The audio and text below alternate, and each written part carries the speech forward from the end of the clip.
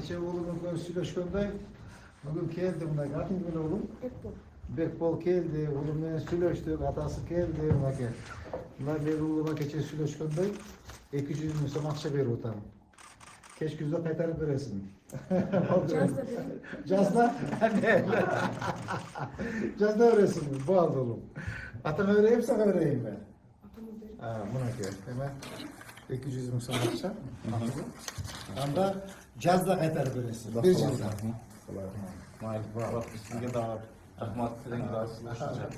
Chiqardi, ana shunday yaxshi ishlarni qilib o'tasiz, bordingiz suyunib o'tamiz endi. Xudo xohlasa dag'i yaxshi bo'ladi deymiz. Endi bu dag'i o'sha bolalarga motivatsiya bo'lsin. Endi hozirgi zamonda bolalar qo'lida telefon, boshqa nimalar bilan bo'sh o'ynaydi-da.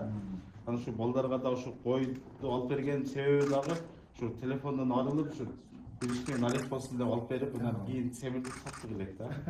Ana shu bu qo'yni sotib berdi-da o'sha ish yotishayotganiga Qo'yim sotib berib qo'ymi?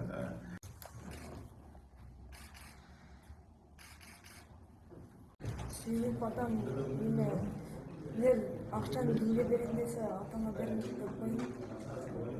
Акча берди. Şu özü de tushunmay aytamiz qanday bo'lib qolganini o'zi men yumushlar bilan boshqa yoqda tushirdim biroq mervis Nuruk yo'li borganda da qo'zg'aydi. Bu bolam bilan uchrashib o'shanda dag'i o'sha peshonasidan uchrashgan ekan.